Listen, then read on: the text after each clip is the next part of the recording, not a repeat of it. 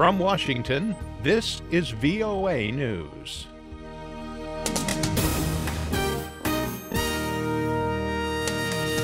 I'm David Byrd reporting. Afghan government officials say that reclusive Taliban leader Mullah Omar is dead. Abdul Hassib Seddiqi, the spokesman for Afghanistan's main intelligence agency, said that the Taliban leader died in a hospital in Karachi in 2013.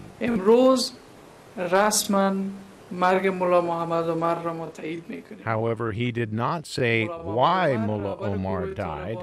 President Ashraf Ghani's office also said that Omar died in 2013, but the Taliban has claimed that its leader is still alive.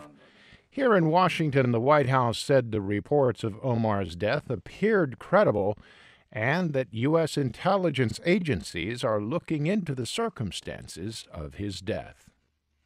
Turkish warplanes bombarded Kurdish militants in northern Iraq Wednesday, hours after President Recep Tayyip Erdogan said it was impossible to continue peace efforts with the Kurds. Ankara's fighter jets hit shelters, depots, and caves in 6 areas. It was the biggest assault since Turkey launched strikes last week against the Kurdish militants and Islamic State fighters in northern Syria.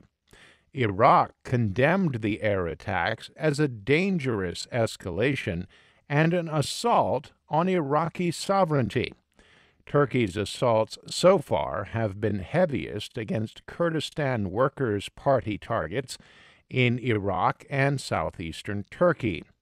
Ankara's pro-Kurdish opposition has accused Mr. Erdogan of launching, the strikes as revenge for the party's strong showing in June's elections, which kept him from having a majority in the Turkish parliament. For more on these stories, please log on to our website, voanews.com. This is VOA News. U.S. lawmakers pressed top administration officials Wednesday for details on the international inspection regime that will enforce a landmark nuclear pact with Iran. Senate Armed Services Committee Chairman John McCain vented his frustration at Energy Secretary Ernest Moniz over Congress's inability to review agreements between Tehran and the International Atomic Energy Agency. First of all, I personally have not seen those documents. Which is astounding. To be honest with you, that is absolutely astounding that you have not seen the documents that about the requirement for verification. All I can say is that the agreement requires their cooperation with the IAEA. This is the standard practice of the IAEA. Senators of both parties also pressed the secretaries on Iran's financial windfall from sanctions relief stemming from the nuclear pact and its desire and ability to use new revenue to buy weapons.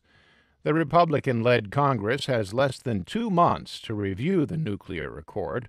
The votes could come in September, and both chambers are expected to reject the deal. President Obama has promised to veto any legislation that overturns the agreement. A 2/3 majority in both houses of Congress would be needed to override a presidential veto. Desperate migrants once again rushed the Eurotunnel terminal in Calais, France, in a renewed effort to get to England Wednesday. French authorities deployed more than 100 riot police to bolster security personnel. Hundreds of migrants have been trying night after night to rush the railway tunnel leading to England. Authorities in Calais said they encountered more than 1,500 migrants on Tuesday night after 2,000 attempted the crossing the previous night. French media reports a Sudanese man died trying to cross early Wednesday. He is believed to have been hit by a truck.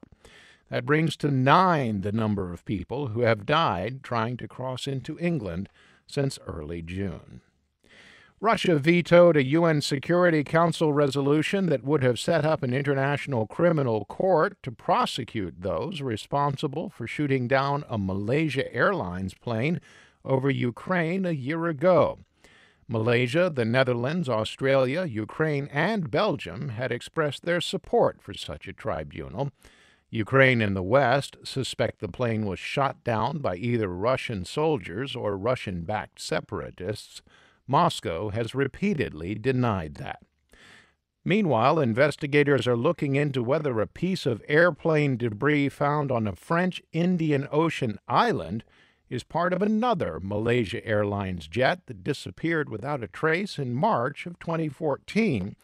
The 2-meter-long piece looks like part of a wing and was discovered on the beach on Reunion Island between Madagascar and Mauritius. For more, visit our website. I'm David Byrd in Washington. That's the latest world news from VOA.